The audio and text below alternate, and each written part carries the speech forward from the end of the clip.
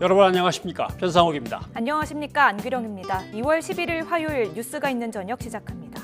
신종 코로나 바이러스 감염증과 관련해 홍콩과 마카오도 오염 지역으로 지정됩니다.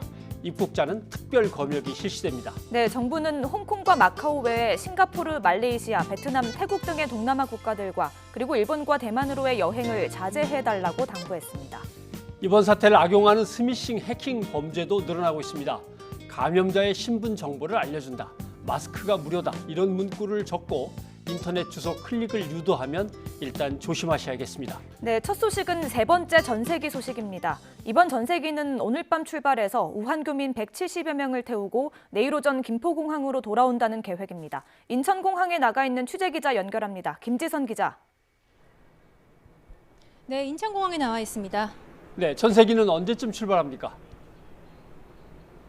네, 세 번째 전세기는 약 1시간쯤 뒤인 8시 45분에 이곳 인천공항에서 출발합니다. 조금 전 정부 신속대응팀이 이곳 공항에 도착을 했습니다. 의료진과 외교부 직원 12명으로 구성된 정부 신속대응팀은 오늘 밤 우한으로 가서 교민 수송을 돕게 됩니다. 이상진 신속대응팀장의 말을 직접 들어보시겠습니다. 지난 1, 2차 임시항공편 때 여건이 안 돼서 못 오신 분들 또 중국 정부의 방침에 따라서 중국 국적을 가진 가족들을 둔 분들이 못 오셨습니다. 이번 기회에 그분들을 모두 마지막 한 분까지 모시고 올 계획입니다. 네, 오늘 전세기에는 우한으로 돌아가길 희망하는 중국인 19명도 함께 타게 됩니다. 완치돼서 격리 해제된 일본 환자를 포함해서 대부분 우한과 후베이성 출신으로 그동안 우한으로 가는 하늘길이 막히면서 국내에 발이 묶였던 사람들인데 마침 우한으로 가는 김에 데려다 주는 겁니다. 인천에서 우한까지는 약 3시간 정도가 걸립니다. 오늘 밤 늦게 우한에 도착해서 우리 교민들과 가족들을 태운 뒤 내일 새벽에 이륙합니다. 270명 정도가 탈 수 있는 규모의 비행기인데 현재로선 우리 교민과 가족 170여 명이 타고 올 것으로 추산됩니다. 네, 이번에는 우리 교민의 가족이면 중국인도 전세기에 탈 수 있다고요. 네, 그렇습니다. 지난 1, 2차 수송 때는 우리 교민의 가족이라 할지라도 중국 정부의 방침에 따라서 중국인은 우리 전세기에 탈 수가 없었습니다. 이 때문에 중국인과 결혼한 우리 교민들은 혼자만 돌아올 수 없어 우한에 남아야 했습니다. 어쩔 수 없이 혼자 돌아오는 경우에도 가족들을 두고 올 수밖에 없었는데요. 이번에는 중국 국적자라 해도 우리 교민 가족 가운데 배우자와 직계가족, 즉 부모와 자녀는 전세기에 탑승할 수 있도록 중국 정부가 허가했습니다. 따라서 중국인 가족이 있는 교민도 가족을 모두 데리고 함께 돌아올 수 있습니다. 중국인 가족만 우한에 남겨뒀던 경우에도 우리 교민 가족임을 입증할 수 있다면 한국인 가족의 동행 없이 비행기에 탈 수 있습니다. 다만 중국 국적자가 여권이 없는 경우 중국 외교당국과 협의가 진행 중이어서 탑승 여부가 확정되지 않았는데요. 이 때문에 최종 탑승자 수는 변동 가능성이 있습니다. 네, 3차 전세기 내일 오전에 귀환한다고 하는데 지난번 우한에서 돌아온 교민 중에서 환자가 나왔으니까 이번에 검역과 방역 철저히 하겠죠? 네, 그렇습니다. 우선 우리 교민들을 채운 3차 전세기는 내일 오전 김포공항에 도착할 예정입니다. 같은 시간 우리나라를 출발한 1, 2차 전세기는 오전 8시쯤 도착을 했는데요. 이번 전세기에는 중국인 탑승자가 많은 만큼 중국의 방역 출국 절차를 따라야 해서 이보다 좀 더 늦어질 수 있습니다. 우한 교민들은 비행기 탑승 전부터 귀국할 때까지 모두 4번의 검역 절차를 거칠 예정입니다. 먼저 출발 전에 2차례 중국 당국의 검역을 거쳐 비행기에 오르게 됩니다. 탑승 전에 감염 증상이 나타나면 비행기 탑승이 어려울 수도 있습니다. 이어 우리 신속대응팀의 의료진에게 검사를 받고요. 마지막으로 김포에 내려서 다시 한번 검역을 거칩니다. 여기에서 증상이 나타날 경우 즉시 병원으로 이송돼서 정밀 검사를 받게 됩니다. 의심 증상이 없는 나머지 교민들은 경기도 이천 국방어학원으로 이동해 격리 생활을 시작합니다. 3차 전세기 수송 계획이 완료되면 우한 지역에는 100명 내외의 교민들만 남아있을 것으로 추산됩니다. 정부는 현재 4번째 전세기를 띄울 계획은 검토하지 않고 있습니다. 중앙사고수습본부는 내일 교민들이 돌아오면 우한에서 귀국이 가능했던 사람들은 대체로 귀국했다고 본다며 4차 전세기는 현황을 파악해서 추가로 논의해야 할 사항이라고 밝혔습니다. 지금까지 인천공항에서 YTN 김지선입니다. 중국 우한시에서 귀국해 임시 격리 중인 교민 700명이 곧 퇴소합니다. 네, 우선 오는 15일에는 1차 전세기로 지난달 31일에 귀국한 367명, 그러니까 아산에서 194명, 진천에서 173명이 퇴소합니다. 이어 16일에는 2차 전세기로 귀국해 아산에서 생활하고 있는 333명이 퇴소할 예정입니다. 최종 검사에서 음성 판정을 받으면 정부가 마련한 버스를 타고 5개 권역으로 나누어 이동한 뒤에 지정된 버스터미널 기차역에 내려서 각자의 거주지로 향합니다. 격리 생활 중에 2명이 확진 판정을 받았고 의심 증상을 보였던 30명은 검사 결과 모두 음성 판정을 받았습니다. 새로 확인된 28번 환자, 3번 환자와 함께 지난달 20일 중국 우한에서 입국했는데요. 확진 시점이 자가격리 14일을 넘겨 의문을 낳고 있습니다. 첫째, 증상이 없는 무증상 감염이거나 아니면 당시에 소염 진통제 등 복용하던 약 때문에 자신의 증상을 몰랐거나 둘 중 하나일 것으로 당국은 보고 있습니다. 김승재 기자가 보도합니다. 28번 환자인 30살 중국 여성은 지난달 20일 3번 환자인 54살 한국 남성과 함께 우한에서 입국했습니다. 지난달 26일 3번 환자가 확진된 직후 경기도 일산 3번 환자의 어머니 집에서 자가 격리됐습니다. 28번 환자는 자가격리 만료 시점을 앞두고 지난 8일 1차 검사를 한 결과 양성과 음성의 경계 수준에 해당하는 결과가 나왔습니다. 그래서 지난 9일과 10일 2차례 검사를 다시 해 최종적으로 양성으로 판정됐습니다. 바이러스의 양이 되게 경미하게 미미하게 양이 적었습니다. 그러다 보니까 양성 음성의 경계선상을 계속 왔다 갔다 하다가 마지막 검사할 때는 조금 그 양성 범위 안에 들어와서 양성으로 28번 환자는 3번 환자가 격리되기 전까지 동선이 거의 일치해 가장 밀접하게 접촉한 사람인데도 자가격리 15일 만에야 확진됐습니다. 환자는 입국 직후 성형외과 치료를 받고 소염 진통제를 복용했는데 당국은 이 때문에 증상 확인에 제한이 있었을 것으로 추정했습니다. 3번 환자하고의 밀접한 접촉으로 전파됐을 가능성, 그리고 그 이후에 약간 경미한 증상이 있었지만 주관적인 그런 증상을 인지하지 못해서 조기에 환자로 발견되지 못했을 가능성. 아무 증상 없이 양성이 나온 무증상 감염인지 아니면 투약으로 인해 자신의 가벼운 증상을 인지하지 못한 것인지 당국이 심층 조사를 통해 밝혀야 할 사안입니다. YTN 김승재입니다. 일본 요코하마 앞바다에 정박하고 있는 대형 크루즈선 다이아몬드 프린세스. 신종 코로나 바이러스 감염이 계속 늘고 있는데 일본 정부의 대응이 갈피를 못 잡고 있습니다. 네, 우리 국민 14명이 이 배에 타고 있는데요. 아직 환자는 없습니다. 우리 정부는 이들을 데리고 올 이송 계획은 현재 없다고 밝혔죠. 네, 그렇습니다. 일본 영내에서 발생한 사안이니까 일본 당국에 맡겨야 하는데 필요한 의약품 전달 등 도울 수 있는 방안들을 지금 찾고 있습니다. 사태가 이렇게 커진 건 일본 정부의 초기 대응이 잘못됐기 때문이라는 지적이 나옵니다. 도쿄에서 황보현 특파원이 보도합니다. 중간에 내린 탑승객 1명이 신종 코로나 감염자로 확인된 크루즈선이 요코하마로 들어오자 일본 정부는 아무도 내리지 못하게 했습니다. 検疫を実施中であることから最大14日間の潜伏期間を想定をすることが必要である。こうしたことを踏まえて当面上陸を認めないこのようにしているところです。 3,600여 명의 탑승자가 바다 위에서 발이 묶였고 감염자는 하루가 멀다 하고 수십 명씩 불어났습니다.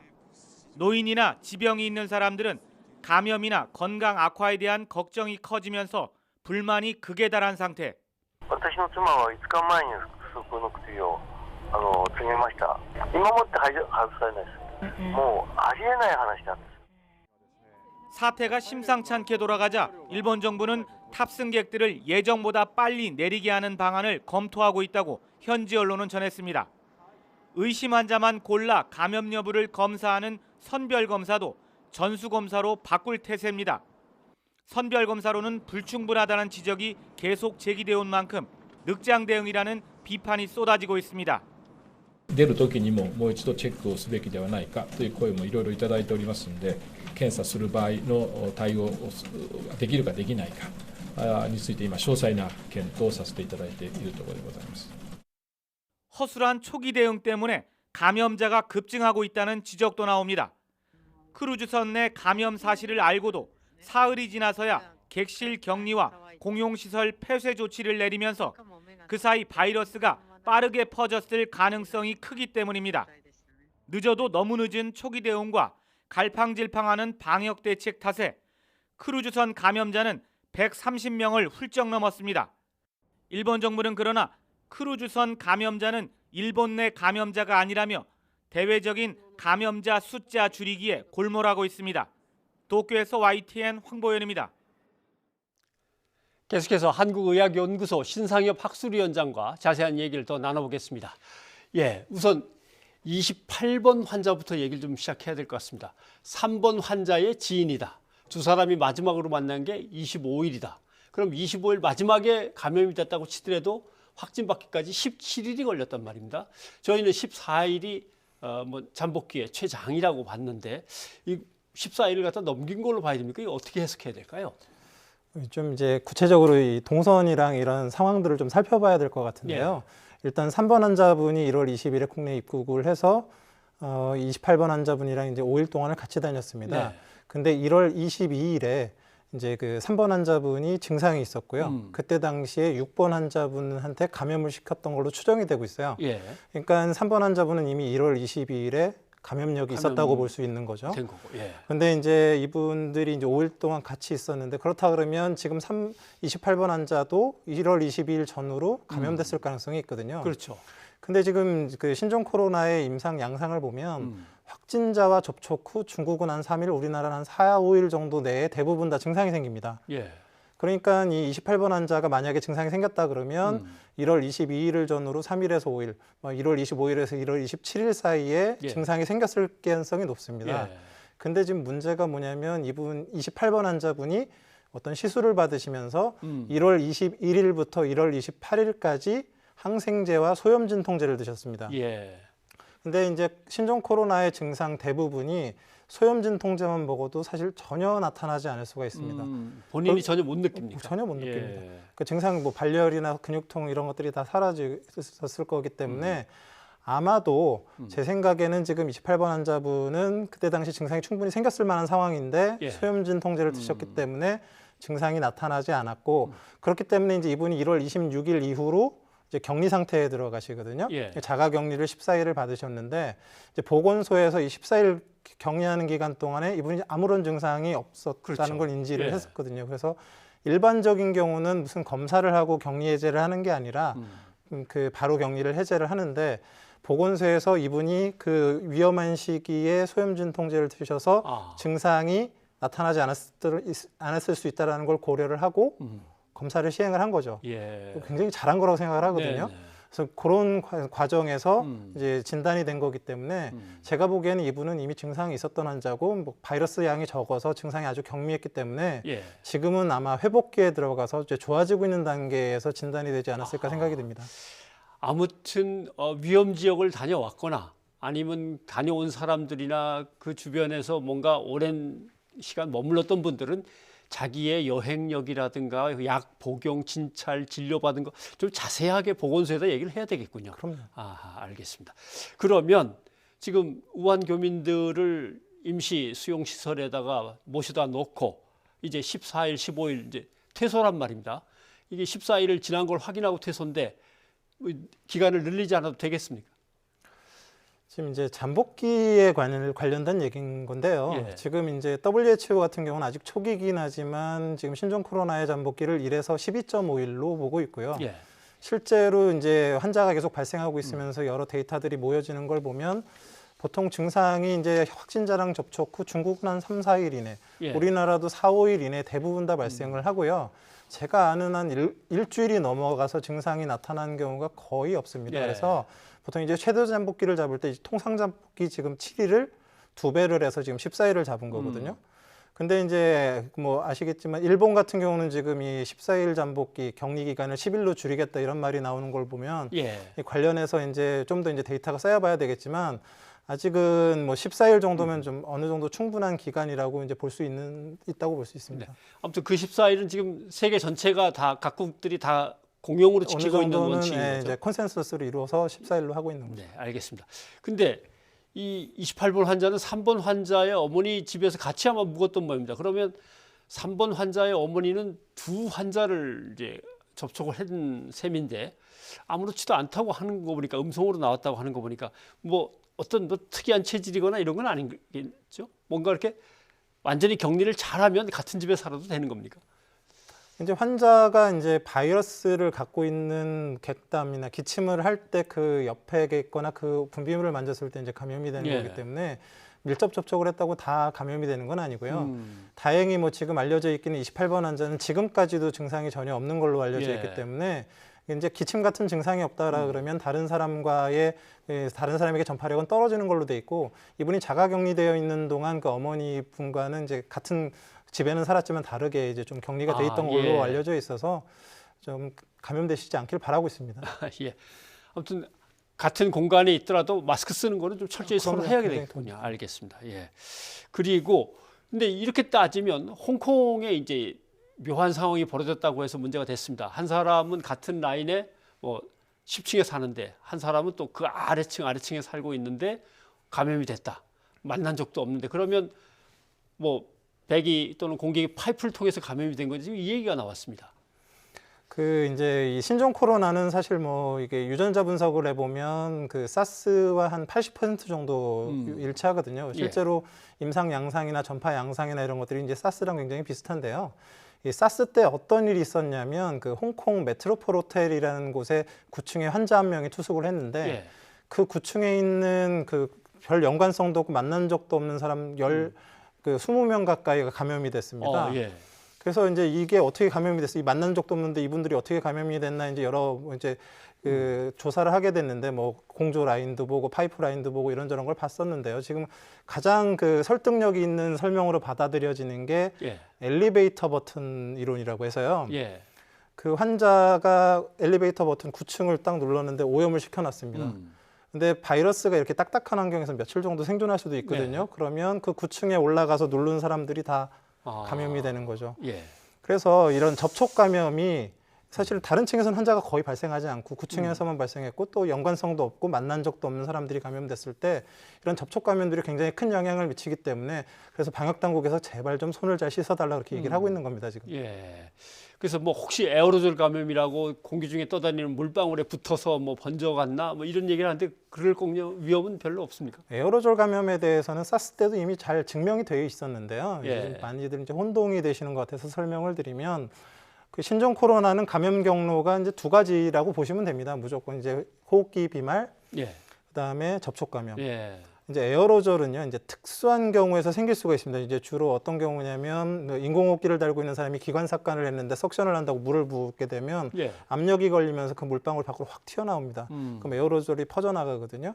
아니면 뭐 치과에서 뭐 시술을 한다거나 했을 때 이렇게 그런 상황에서 그렇죠. 이제 퍼져나가는 경우가 있어서 그런 경우는 통상적으로 비말이 날아갈 수 있는 1~2m보다 좀 더 멀리 그 바이러스 입자가 날아갈 수 있는 경우가 있고 그런 것들을 역학조사할 때 이제 고려를 예. 하게 되고요. 또 어떤 분들은 뭐 기침했는데 에어컨 바람 타고 더 멀리 날아가니까 공기 감염되는 거 아니냐 이런 말씀하시는 분들도 있는데 그건 공기 감염이 아니라 비말 감염이지만 이러한 특수한 그 시술 상황이거나 아니면 다른 그 공조 등의 도움을 받을 수 있는 상황에서는 2m 이상 더 바이러스가 나갈 수 있다는 걸 역학적인 상황에서 고려를 하고 역학조사를 하는 거지 예. 감염 경로 자체는 호흡기 비말과 접촉이라고 보시는 게 맞습니다. 네. 지금 일본의 크루즈선 때문에 또 이제 문제가 커졌습니다. 지금 환자가 135명까지 갔다고 하는데 그러면 이 선박 안에서 계속 환자가 늘어나는 것은 주로 어떤 감염이겠습니까? 지금 선박 안에서는 당연히 이제 호흡기 비말과 접촉을 통해서 비말. 이제 늘어날 거던데요. 지금 이제 조금 의아한 게 예. 사실은 지금 이게 일종의 코호트 격리를 해놓은 겁니다. 그 일본에서 자기네 이제 본토가 오염이 되면 안 되니까 이제 거기 계셔라 이런 건데 원래 코호트 격리를 하기 위해서는 반드시 증상자와 확진자는 제외하고 안전성이 어느 정도 담보된 분들만 그 안에 남겨둬야 될 예. 겁니다. 원래는 코호트 격리를 한다 그러면. 코호트라면 어떤 예. 그룹을 근데 이제 위험 요인이 있는 분들을 그대로 남겨놓고 그 안에 있으면 모든 사람들을 다 오염시키고 다 감염이 될 거 아닙니까? 예. 앞으로도 그 상태로 두면 계속 감염자가 늘어날 겁니다. 그래서 사실 최소한 어느 정도라도 해야 되냐면 다 하선시켜서 예. 진짜 개별 수용할 수 있는 시설이 없다 그러면 컨테이너라도 1인실 3,000개 만들어서 예. 그분들 위험자 증상자들은 병원에 보내고 아닌 분들은 이렇게 위험 요인에서 차단한 상태에서 방역 대책을 세우고 그분들을 보호해야지 지금 그 안에 위험 요인이 계속 있고 계속 감염이 되는 상황에서 노출을 시켜놓으면 굉장히 좀 문제가 있다고 생각합니다. 일본 정부가 뭘 고민하는지 모르겠습니다. 주저주저 하면서 계속 시간을 끌다 보니까 저렇게 확산이 돼버렸는데 지금 뭐 거기에 한국인이 14명 타고 있다 이제 이렇게 돼서 좀 데려왔으면 좋겠는데 진짜 말씀하신 대로 빨리 우리 시설로 데려와서 진료를 받도록 했으면 좋겠는데 데려올 수는 없다라고 정부는 결론을 내린 것 같습니다. 이건 데려올 수 없는 상황인가요? 그건 이제 각 정부 간 공조를 받아야 예. 되는 상황이니까요. 좀 모시고 오고 싶죠, 사실. 예. 중국 같은 경우는 뭐 안 될 것처럼 얘기하다 나중에 결국 허락을 했는데 일본 정부는 아무튼 자기네 영내니까 아무튼 그렇게 하는 모양입니다. 이렇게 약품 같은 거 의료진을 갖다 이렇게 보내거나 또는 찾아가서 하고 나올 수는 없는 걸까요? 이럴 경우는? 근데 그분들이 하고 나온다고 위험 지역에서 빠져나온 게 아니기 때문에 사실 좀 뭐 어렵죠. 어렵고 그렇게 보시는군요. 예. 홍콩하고 마카오가 이제 위험 지역으로 추가됐습니다. 이건 역시 이 지역도 여기서 오시는 분들에 의해서 전파될 가능성이 커졌다 이렇게 보는 거겠죠. 그 이제 신종 감염병이 전 세계에 유행을 했을 때 이제 정부에서 이제 검역을 강화하기 위해서는 그 위험 지역을 오염 지역으로 지정하거나 오염 인근 지역으로 지정을 할 수가 있습니다. 예. 그럼 예를 들면 이제 오염 지역으로 지정을 하게 되면 개별 체온을 잴 수가 있고요. 건강 상태 질문서를 받아서 검역을 강화할 수 있는 그런 법적 근거가 되거든요. 예. 근데 지금까지는 신종 코로나에 대해서 중국 본토 지역만 이제 오염 지역으로 이제 돼 있었기 때문에 네. 검역 강화할 수 있는 근거가 있었는데 지금 홍콩, 마카오 등도 이제 위험한 부분들이 있으니까 이제 오염 지역을 늘리겠다는 거고요. 그 외에 사실은 뭐 싱가포르나 뭐 태국이나 베트남이나 뭐 여러 지역들도 사실 이제 문제가 될 수 있는 부분들이 있기 때문에 제 생각에는 뭐 오염 지역을 막 늘리기보다는 오염 인근 지역이라고 이제 지정을 해도 그런 강화된 검역을 할 수 있기 때문에 그런 부분들을 적절히 사용해서 검역을 강화해야 될 걸로 봅니다. 네, 알겠습니다. 특별 검역도 실시할 거고, 근데 중국에서 들어오는 사람들 쪽으로 유도해서 이제 같이 검역을 받도록 이제 유도를 하겠죠. 예, 알겠습니다. 신상엽 위원장님 오늘 고맙습니다. 네, 고맙습니다. 신종 코로나 바이러스 사태로 1분기 우리나라 경제 성장률이 0.8%포인트에서 최대 1.7%포인트까지 떨어질 수 있다는 분석이 나왔습니다. 글로벌 투자은행 모건 스탠리는 세계 경제가 반등 신호를 나타내던 시점에 신종 코로나 바이러스가 창궐하면서 중국의 생산 설비가 멈춰 공급망에 위기가 발생했다고 설명했습니다. 또 중국의 생산 설비 재개 시점에 따라 우리나라의 1분기 국내 총생산 GDP 성장률은 최소 0.8%포인트에서 최대 1.7%포인트까지 떨어질 것이라고 내다봤습니다. 직장에서 일을 하다 동료와 접촉해 신종 코로나 바이러스에 감염되면 업무상 질병으로 인정돼 산업재해 보상을 받을 수 있게 됐습니다. 근로복지공단은 신종 코로나 대응체계 점검회의를 열고 이런 내용을 담은 산재보상 업무 처리 방안을 마련했다고 밝혔습니다. 공단 측은 보건의료 종사자가 아니더라도 일반 회사에서 일을 하다 동료에게 감염된 경우에도 업무 수행과 질병 사이의 인과관계가 확인된다면 업무상 질병으로 인정해 각종 산재보상을 하기로 했습니다. 신종 코로나 바이러스 5번 환자의 개인정보를 유출한 혐의로 공무원 3명이 조사를 받고 있습니다. 서울지방경찰청 사이버안전과는 5번 환자의 개인정보 등이 담겨있는 보건소의 내부 문건을 찍어 유출한 혐의로 성북구의 보건소 직원 A씨 등 3명을 오늘 불구속 입건했다고 밝혔습니다. 이들은 경찰 조사에서 지인에게 자료를 공유했다며 혐의를 인정했습니다. 지하철에서 신종 코로나 바이러스 감염자 행세를 하고 경찰에 구속영장 신청을 조롱했던 유튜버가 구속 위기를 피했습니다. 부산지법 서부지원 박진웅 부장판사는 업무 방해와 불안감 조성 혐의로 입건된 23살 A씨의 구속영장 청구를 기각했습니다. 박 부장판사는 A씨의 주거가 일정하고 범행을 시인한 데다 범행 당시 영상이 확보돼 증거를 인멸할 가능성도 적다며 구속영장 기각 사유를 밝혔습니다. 신종 코로나 바이러스 우려가 커지면서 주식 시장도 출렁이고 있습니다. 특히 신종 코로나 테마주가 기승을 부리자 금융당국이 대응에 나섰는데요. 결국 투자자가 이성적인 판단을 하는 방법만이 큰 손해를 피하는 길입니다. 조태현 기자입니다. 유가증권 시장에 상장된 의약품 생산업체입니다. 적자가 이어지고 있지만 주가의 움직임은 사뭇 다른 모습입니다.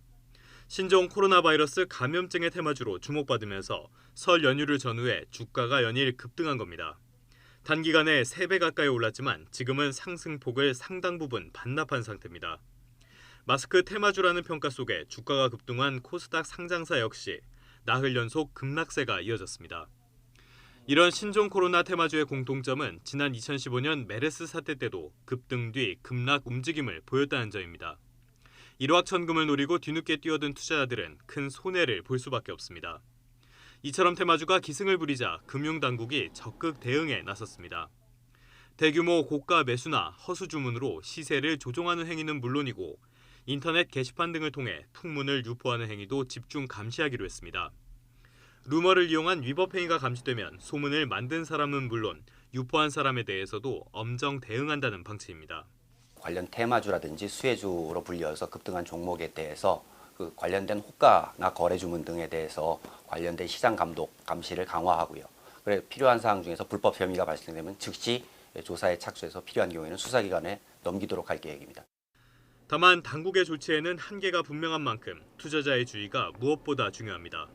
근거 없는 소문보다는 전자공시 시스템을 통한 공식 정보를 확인하고 기업의 본질 가치와 무관한 추종 매수를 자제해야만 피해를 막을 수 있습니다. YTN 조태현입니다.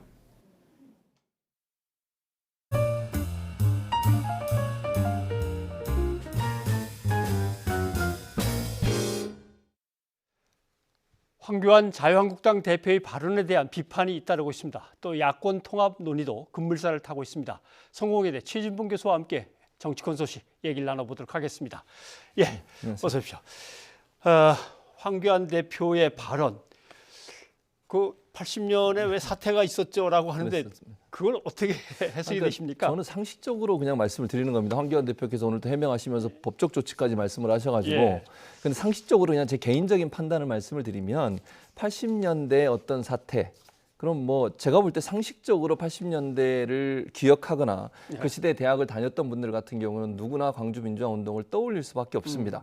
그리고 잘 아시는 것처럼 민주화 되기 전까지 군사정부는 군사 정권들, 독재 정권들은 계속 그 광주 민주화 운동을 광주 사태라고 불렀었습니다. 그래서 뭐 폭도들이나 아니면 반정부 시위대가 폭동을 일으켰다 이렇게 이미지를 만들어서 폄훼를 시키고 그분들의 명예를 완전히 실추했었죠.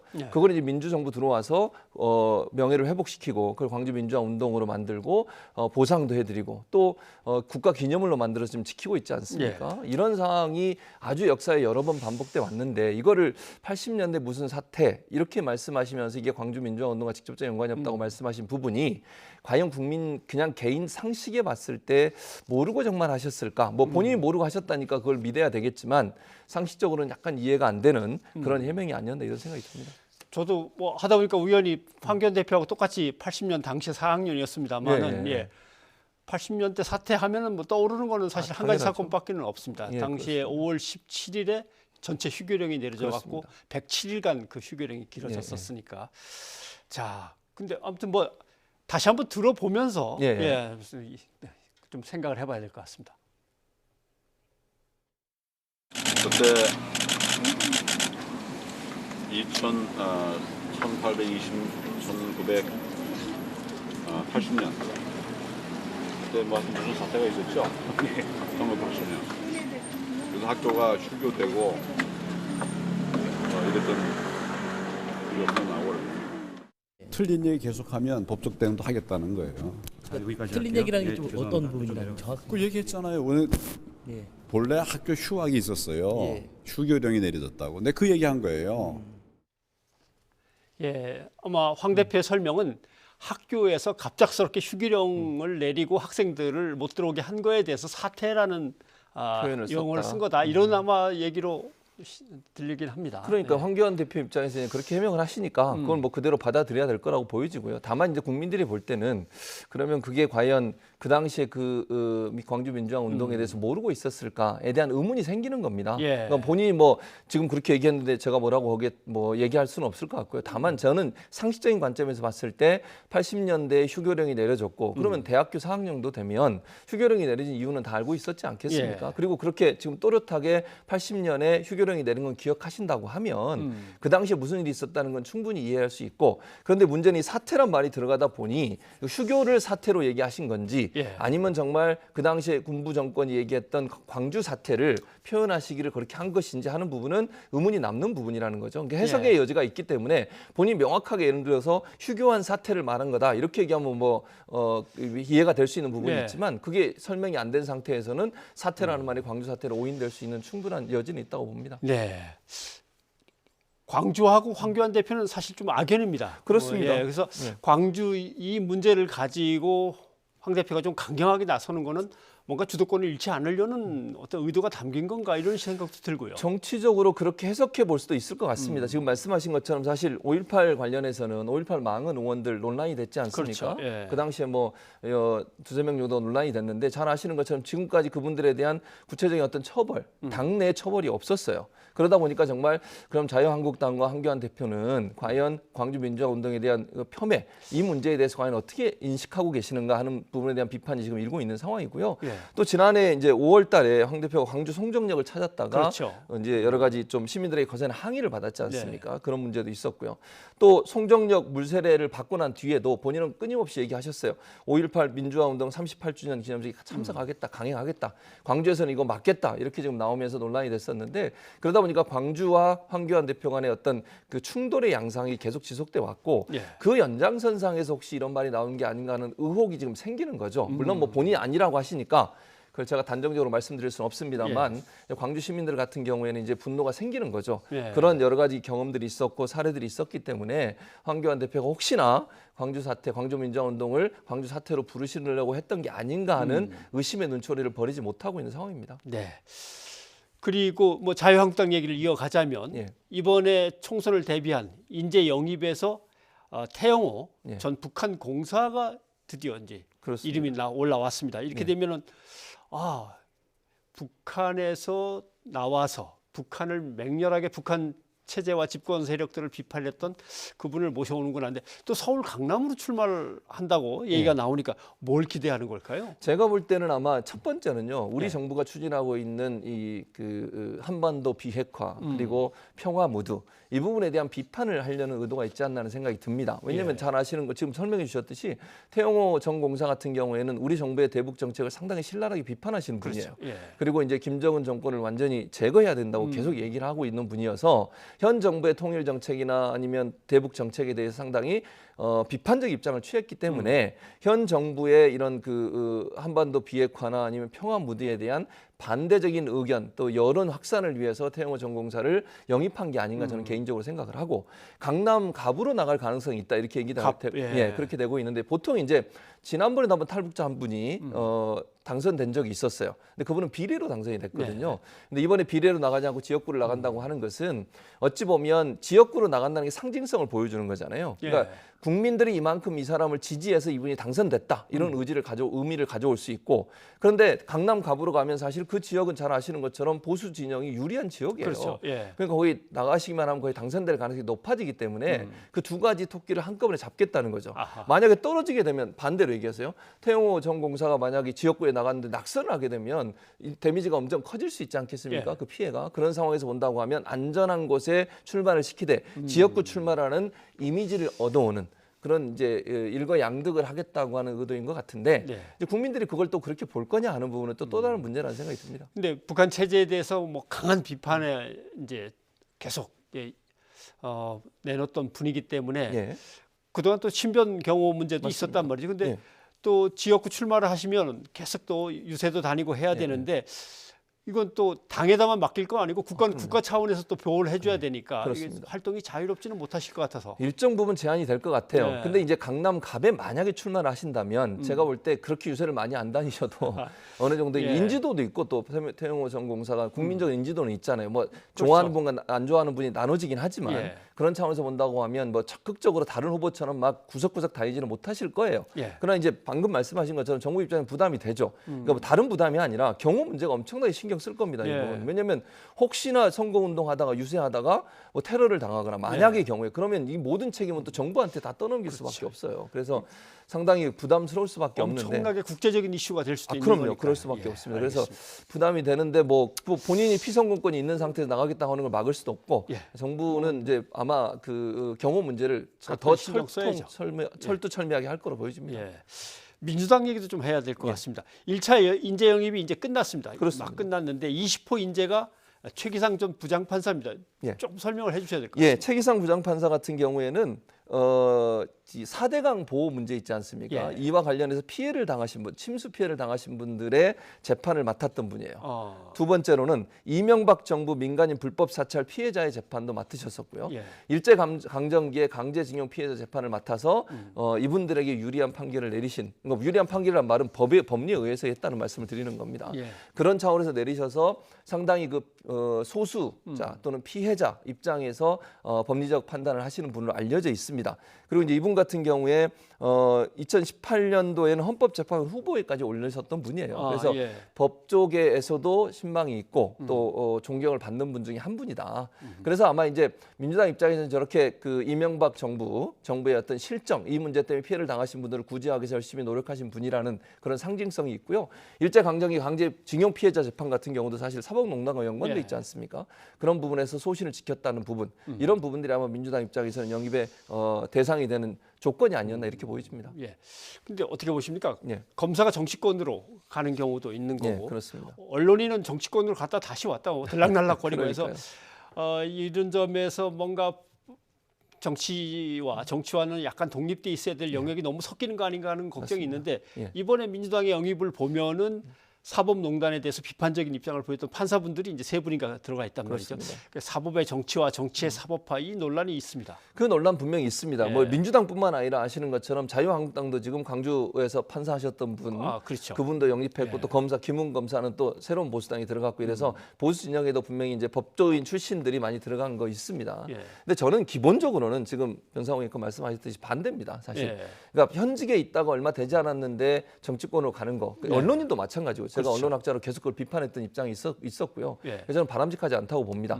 일정 부분 좀 기간이 지난 이후에 정치권에 들어오는 건 맞지. 왜냐하면 그렇게 된다고 하는 것은 이제 예외적인 조항을 빼고요. 그렇게 된 이런 사례는 결국 기존에 그런 법관으로 있거나 검사로 있을 때 정치권에 줄을 들기 위해서 노력을 했지 않았나는 의혹이 생길 수밖에 없어요. 그럼 제대로 공정한 재판을 했겠냐. 언론사 기자도 마찬가지 아니겠습니까? 그 전날까지 앵커를 하다가 갑자기 어느 정당의 후보로 가버리면 그분이 정말 공정한 보도를 했을까에 의문이 생길 수밖에 없는 것이고, 그래서 저는 기본적으로 반대입니다만, 다만 이제 예외적 사항으로 예를 들어서 그 공익 제보자 같은 경우가 있을 수 있는 거잖아요. 그 조직의 문제를 제기하고 그것 때문에 파면이 되거나 아니면 해임이 되거나 불이익을 당했을 경우, 이런 경우는 이제 예외적 조항으로 저는 이제 인정할 수 있다고 보는데, 그런 경우가 아니라고 하면 법조인이 바로 현직에 있다가 정치권으로 가는 것을 좀 지양해야 되는 여야를 떠나서 그런 생각이 듭니다. 네. 하나만 더 여쭤봐야 될 것 같습니다. 안철수 국민당 위원장 여전히 이제 독자 행보를 얘기하고 있고, 과연 다른 당과의 통합이나 이런 거 얘기하시겠습니까? 그러니까 선을 딱 긋습니다. 맞습니다. 앞으로의 전망을 어떻게 보십니까? 저는 일단 1차적으로는 뭐 합당이나 이런 거 안 하실 것 같아요. 다만 그럼에도 불구하고 선거연대까지는 생각해 볼 수 있지 않겠느냐 이런 생각이 듭니다. 이게 무슨 말이냐면 지금 그 안철수 전 대표가 7대 사법정의 실천 방안이라는 걸 내놨어요. 이번에 신당을 창당하면서 그 내용들이 대체적으로 뭐 공수처법이나 검경수사권을 다시 개정하겠다는 얘기거든요. 그건 자유한국당과 궤를 같이 하는 겁니다. 그 경찰 개혁은 뭐 우리 정부도 주장하고 있는 것이고요. 그리고 이제 뭐 여러 가지 지금 얘기했듯이 그 선거에 개입한 공무원 처벌 규정 강화 문제, 이건 뭐 원론적으로 맞는 얘기입니다만 현재 논란이 되고 있는 상황과 또 맞닿아 있어서 이분이 주장하는 주장이 결국 보수 진영에 주장하는 주장과 거의 같은 입장에서 보여지지 않나 이렇게 그렇죠. 보여집니다. 예. 그래서 겉으로는 왜냐하면 본인의 이미지 자체가 보수화되는 것을 본인은 경계하시는 것 같아요. 그럼에도 불구하고 현 정부와 각을 세우면서 비례대표 수를 일정 부분 확보하기 위해서는 이런 지금 자유한국당을 중심으로 한 보수정에서 주장한 주장을 할 수밖에 없는 상황이다. 예. 그래서 결국 저는 저 지금 7대 사법적인 실천 방안도 반문 진영의 표를 일정 부분 끌어올려는 의도를 갖고 있다고 보여지고요. 그래서 합당이나 이런 걸 통해서 보수적인 색채가 본인한테 드리워지는 것은 거부하지만 예. 그럼에도 불구하고 현 정부가 각을 세우는 데는 좀 더 각을 세우는 방향으로 갈 거다. 그것이 현재 본인이 세운 신당에서 비례대표를 더 많이 당선시킬 수 있는 방법이라고 판단하신 것 같습니다. 네, 일단 사법적인 실천 방안을 내놓았고 다음에 또 어떤 것들을 내놓는가 보면서 그건 또 계속 판단을 해 나가야 될 것 같습니다. 그렇습니다. 교수님 오늘 고맙습니다. 네, 감사합니다. 소통과 보완을 위하고 프로젝트를 지나갈수록 시간이 부족하고 아주 바쁘죠. 늘 직원들과 톡으로 일하는데 불편하고 보안도 염려되더라고요. 위하고를 시작해보세요. 언제든지 소통하고 어디서든 협업하고 민감한 보안 문제도 해결되고 직원이 퇴사해도 업무 단절이나 정보 유출도 없겠네요. 위하고 하고 안 하고의 차이. 위하고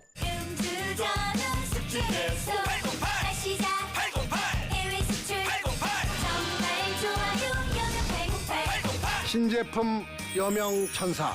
여명천사? 정말 좋아요. 신용을 지키지 않는 사람들로 빛을 잃어가는 우리의 사회. 고려 신용정보가 밝히겠습니다. 당신의 희망찬 미래를 위해 고려 신용정보. 취임 40일을 맞은 추미애 법무부 장관이 기자들과 만나 수사와 기소를 분리하는 방안으로 검찰 통제를 강화할 뜻을 밝혔습니다.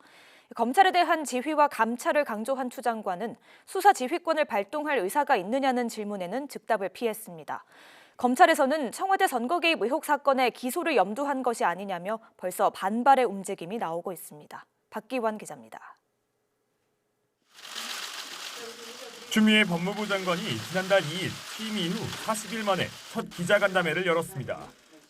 추 장관은 우선 검찰 직제 개편과 대규모 인사로 검찰개혁 진용을 정비했다고 자평했습니다. 추 장관은 민주적 통제를 위해 검찰 내부적으로 수사와 기소를 분리하는 제도 개선을 검토하겠다고 밝혔습니다. 수사검사의 독단과 오류를 막기 위해 검찰 기소의 적절성을 2단계로 검증하겠다는 뜻을 밝힌 것은 이번이 처음입니다. 점검하는 팀을 만들어서 기소의 오류에 빠지지 않도록 하겠다 하는 것 아니겠습니까? 청와대 관련 수사에 대해 현직 검사장이 이성윤 서울중앙지검장을 공개 비판한 것과 관련해서도 추 장관은 상당히 유감이란 뜻을 나타냈습니다. 구체적 권한은 총장이 아니라 검사장에게 있다며 기소를 보류한 이성윤 지검장에게 힘을 실었습니다. 최근 공소장 비공개 논란에 대해선 잘못된 관행을 바로잡는 첫걸음이라고 거듭 강조했습니다. 국회의 대정부 견제의 입법 취지에 맞게끔 공판 개시 이후에 공개 재판 개시 이후에 법무부가 공소장 전문을 제출할 것입니다. 법무부 자체 감찰 강화를 강조하면서도 추 장관은 수사 지휘권 발동 질문에는 말을 아꼈습니다.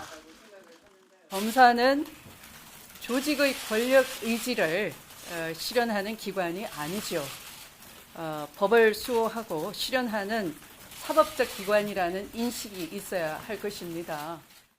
수사와 기소 분리를 추진하겠다는 추 장관 방침에 검찰 내부에선 책임 소재와 수사 개입을 우려해 반발 움직임을 보이고 있습니다. YTN 박견입니다. 청와대 선거 개입 의혹으로 기소된 백원우 전 민정비서관과 한병도 전 정무수석 등 청와대 참모진들이 변호인을 통해 혐의를 전면 부인했습니다.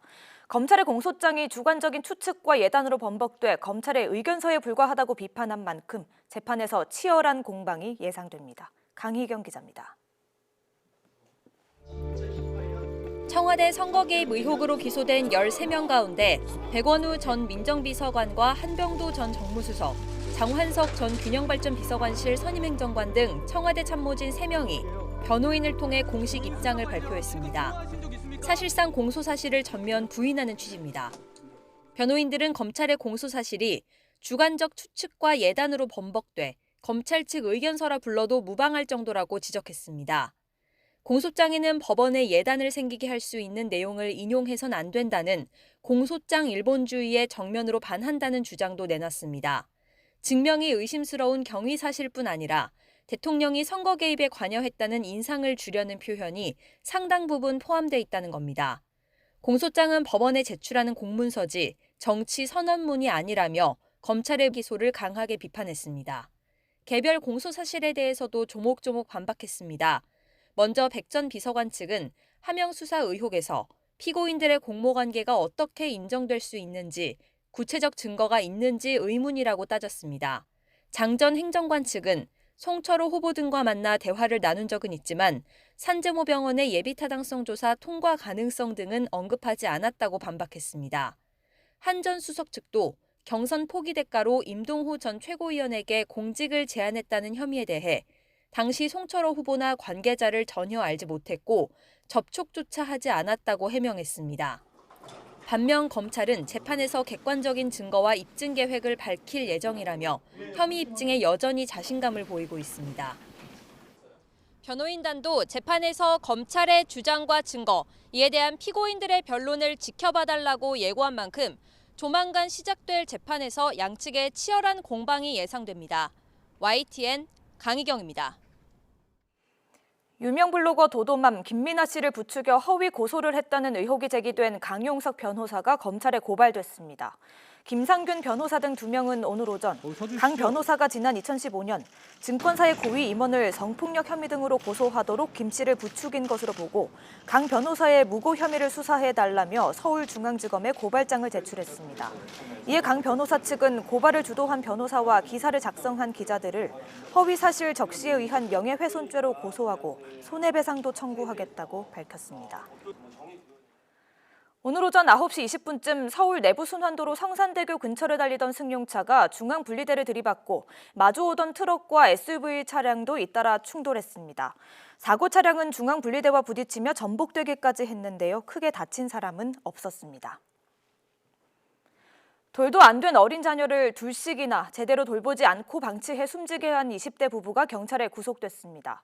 아이의 사망 신고는커녕 숨진 아이의 몫으로 양육수당까지 받아 생활하고 있었습니다. 안윤학 기자입니다. 강원도 원주시에 살던 20대 황모 씨 부부는 별다른 직업 없이 아이들 양육수당을 받아 생활해왔습니다. 어린 자녀 둘을 두고 월 40만 원가량을 받아 생활하던 황 씨 부부는 원주 시내 모텔과 원룸을 전전하며 살아온 것으로 조사됐습니다. 그런데 경찰이 전국의 만 3살 유아 안전조사를 실시하는 과정에서 이상한 점이 발견됐습니다. 둘째 아이가 보이지도 않고 아이가 살고 있는 흔적조차 보이지 않았던 겁니다. 부모가 뭐 핸드폰도 안 되고 집에 이제 수차례 나가보고 뭐 안내문도 붙이고 해서 주말까지 나가서 확인했는데 연락이 전혀 안 돼가지고 이제 경찰에 수사를 의뢰하게 되었습니다. 이들 부부는 처음엔 친척 집에 있다고 둘러댔지만 경찰 추궁 끝에 사망 사실을 털어놨습니다. 더 놀라운 건 셋째를 출산하고도 신고조차 하지 않았고 셋째마저 숨졌다는 겁니다. 경찰 조사 결과 아이들은 각각 지난 2016년과 지난해에 부모의 방치 속에 숨진 것으로 드러났습니다. 황 씨 부부는 아이들을 친척 묘지 근처에 묻었다고 진술했습니다. 아이들이 숨졌는데도 알리기는커녕 양육수당까지 챙겨온 겁니다. 죽은 애들은 다 사망신고를 안 했고요. 특히 셋째 같은 경우는 출생 및 사망신고를 다 안 한 거죠. 사실 셋째는 전혀 부모 말고는 거의 아는 사람이 없는. 경찰 조사 결과 이들 부부는 2015년에 태어난 첫째도 어린이집 등에 보내지 않은 채 원룸에 혼자 두거나 때리는 등 학대를 일삼은 것으로 드러났습니다. 황 씨 부부를 구속한 경찰은 숨진 아이들의 정확한 사망 경위 등을 조사하고 있습니다. YTN 안윤학입니다.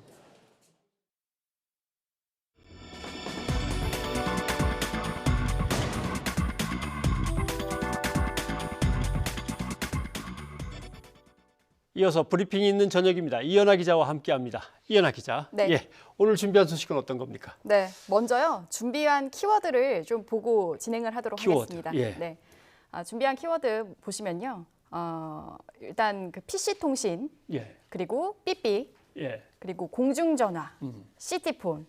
이 4개 단어의 공통점이 무엇일까요? 예. 네. 다 겪어본 거긴 합니다만 개인적으로도 네네. 제가 늦어서 따라가기가 힘들었던 걸 보니까 저건 저보다 나이가 좀 아랫세대의 키워드일 것 같습니다. 네, 예. 바로 40대라는 공통점이 있습니다. 그러니까 한국을 살아가는 40대들이 모두 공유했던 이제는 추억으로 남겨진 것들인데요. 그 아날로그 시대에서 디지털 시대로 변화하는 이 한복판에 지금의 40대들이 있었습니다. 당시에는요, 역사상 가장 젊은 인류로 불리기도 했습니다.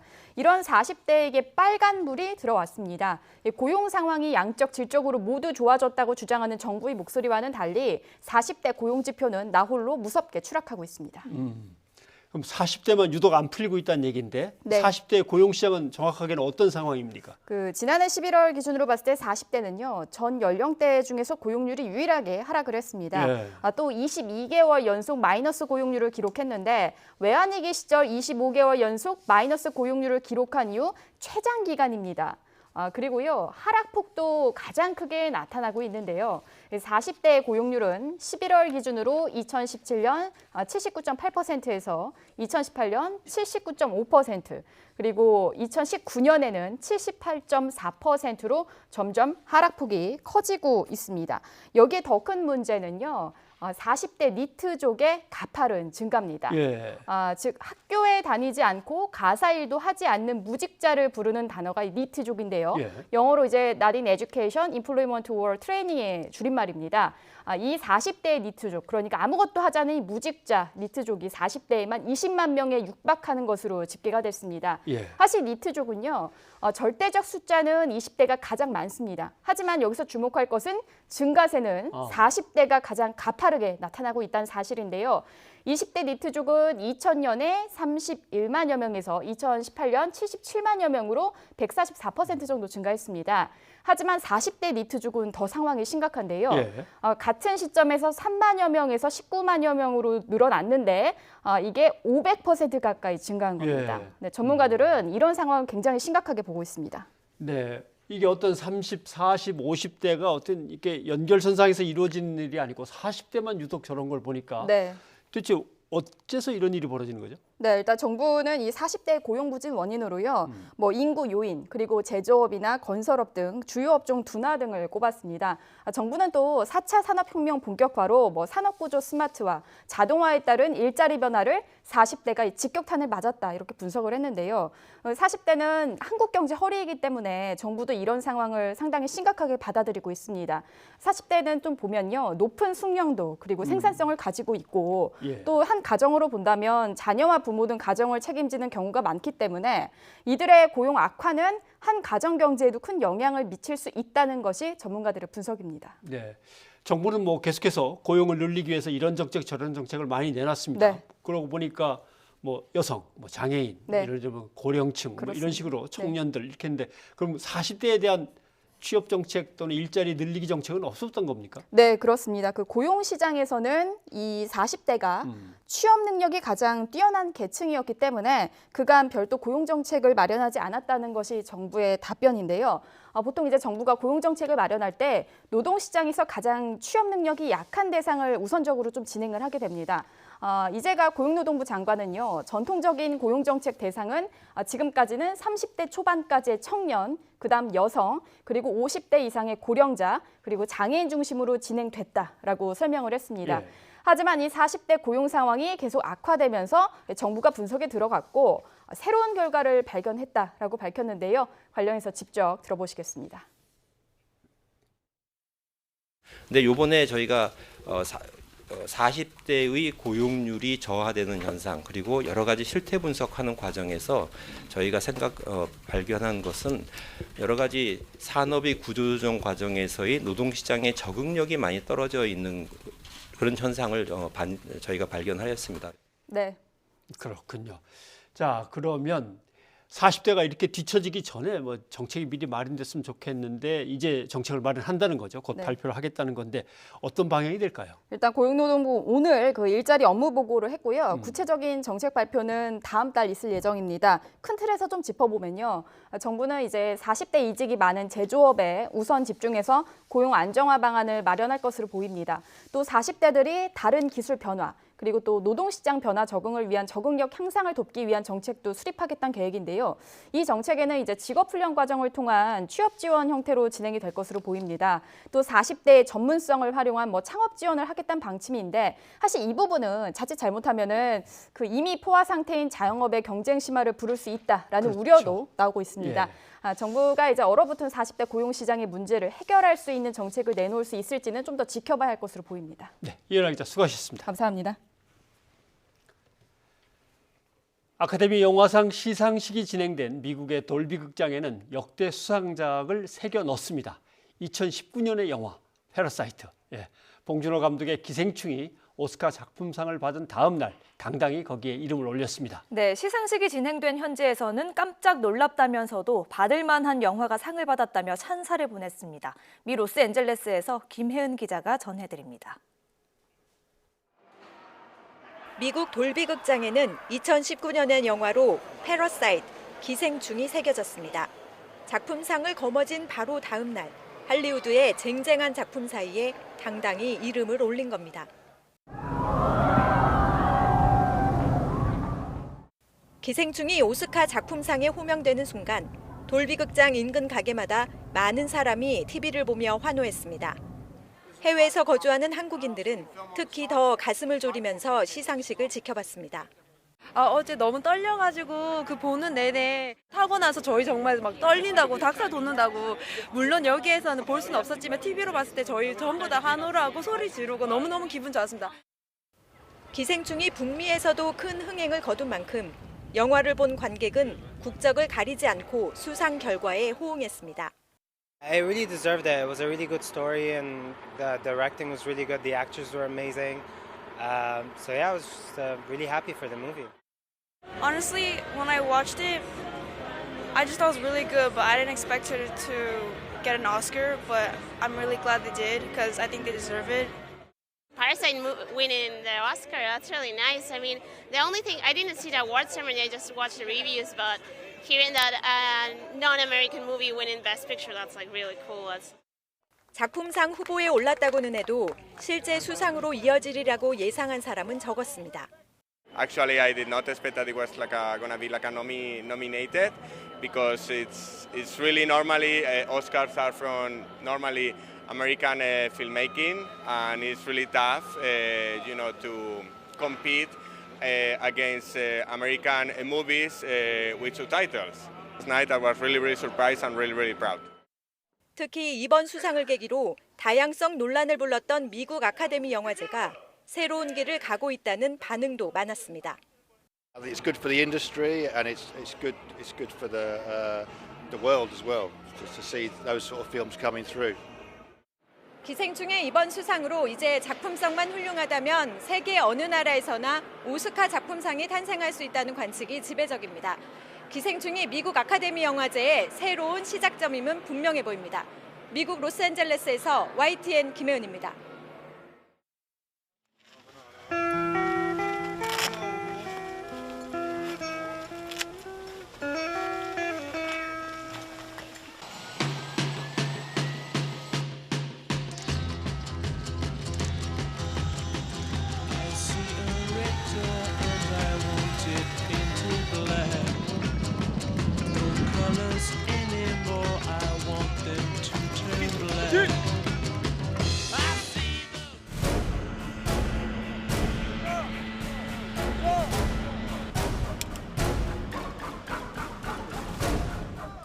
네, 원사님 안녕하세요. 네네, 지금 어떤 준비하고 계시는 거예요? 오늘 마지막 고백 강화를 위한 낙하산을 착용하고 있습니다. 그러면 저도 원사님의 마지막을 함께 해도 될까요? 저도 헬기 같이 타도 괜찮을까요? 예, 기꺼이 환영합니다. 예, 맞습니다.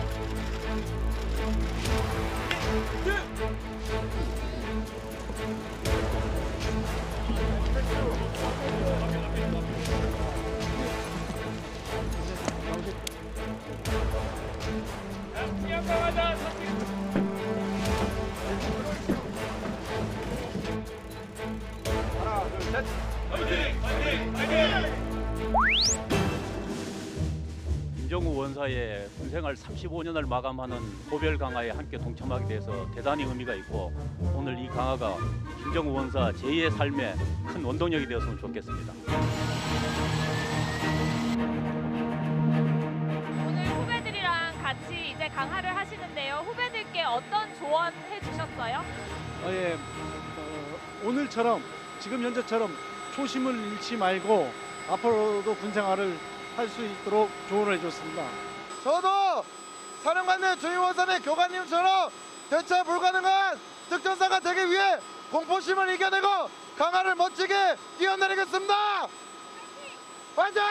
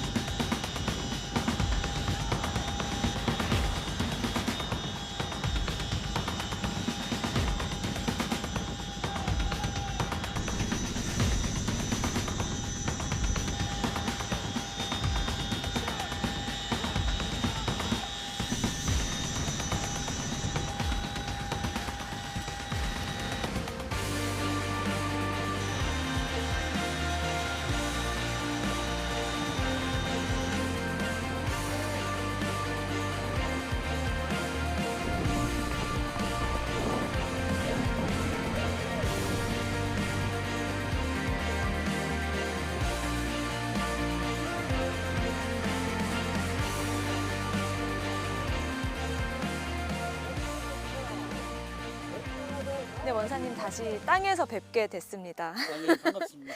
아까 저희가 있던 곳이 580m 상공인가요? 네, 그렇습니다. 아, 그 상공에서 이제 강화를 하셨습니다. 몇 초 정도 걸려서 내려오셨나요? 1분 정도 걸린 것 같습니다. 아, 1분 정도에 예. 어떤 생각하셨어요? 마지막 강화라는 생각을 계속 하고 계셨나요? 마지막이라는 생각이 안 들었습니다. 처음처럼 초심을 버리지 않고 강화를 해야 되기 때문에 절대 공중에서는 자만을 하면 안 되기 때문에 제가 오늘로서 596회를 했지만은 항상 처음처럼 그리고 비행기에서 이탈하는 순간에 어느 정도 사주 경계를 했고 그리고 나서 최초에 제가 강화하기 전에 말씀드렸던 십자로로 오기 위해서 공중 이동을 실시했던 겁니다. 네, 딱 목표하던 지점에 예, 그렇습니다. 내리셨더라고요. 예, 그렇습니다. 그러면 이 강화가요, 특전사 임무 중에서 어떤 역할을 하나요? 특전사 용사들에게는 이게 가장 기본이라고 저는 생각합니다. 침투 수단이고 만약에 강화 훈련을 수료를 못하면 하사 임관을 못합니다. 그래서 굉장히 중요하고 처음 시작입니다. 여기 가슴에 있는 별도 강화 횟수와 관련이 있다고 들었거든요. 설명 좀 해주실까요? 예, 그렇습니다. 이 노란 별 한 개가 100회 이상입니다.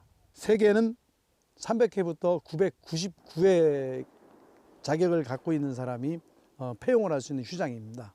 저희 특전사 요원들 중에는 1000회 이상을 한 인원들도 많습니다. 그런데 보니까 또 별 3개 달고 계신 분들도 막 그렇게 많지는 않은 것 같던데요. 예, 그렇습니다. 누구나가 특전사에 왔다고 누구나가 강화를 그렇게 자주 하는 건 아닙니다. 그러면 그렇게 많이 하시게 된 이유가 따로 있나요?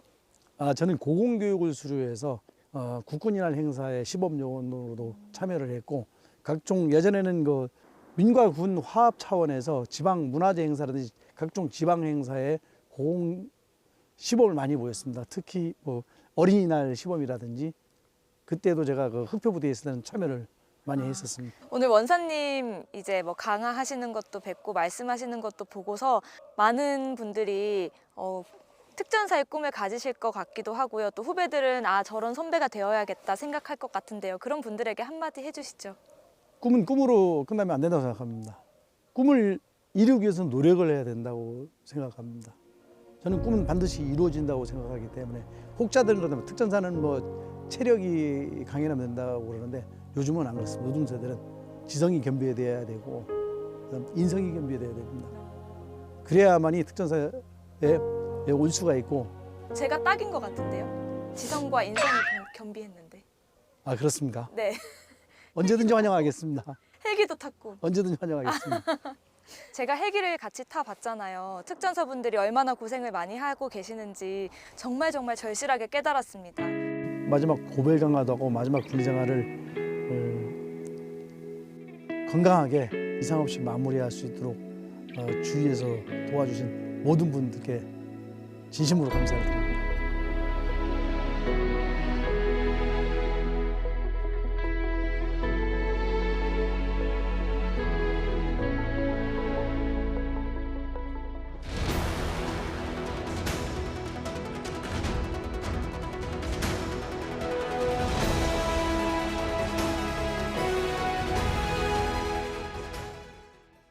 와, 진짜 35년 베테랑답네요. 착지하는데 뛰지도 않고 구르지도 않고 거의 시내버스에서 내리듯 하는군요.